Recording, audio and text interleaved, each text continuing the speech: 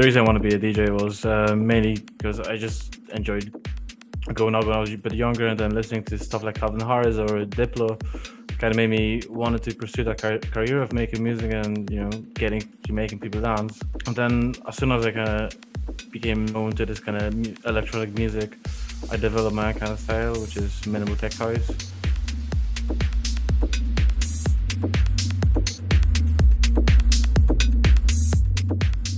The music I play is a kind of minimal style, minimal tech house or minimal grooves, something more underground, something more not sophisticated, but unique, I guess, not to the usual pop or electronic music.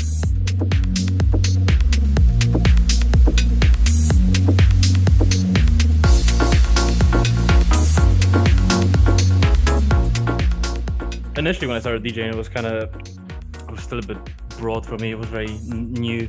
So DJ I would listen to was Calvin Harris, Tiesto, Diplo, kind of like electronic pop EDM / DJs.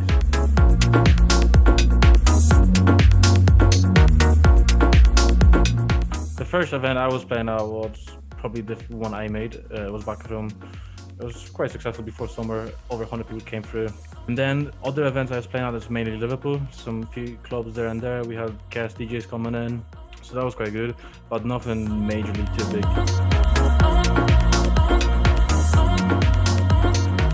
Recently I started doing my own music, like producing and kind of still learning about it. It's quite hard, so I'm sticking with just DJing for now mainly. However, in the background, I'm always trying to produce something of my own. And as I said, it's a very hard thing to do, so it takes time. So I'm not really releasing anything just yet. But I think in Liverpool, a good place to start your career DJ. It's very varied with the types of music you can listen to. For example, it ranges from indie to pop to techno to EDM to anything.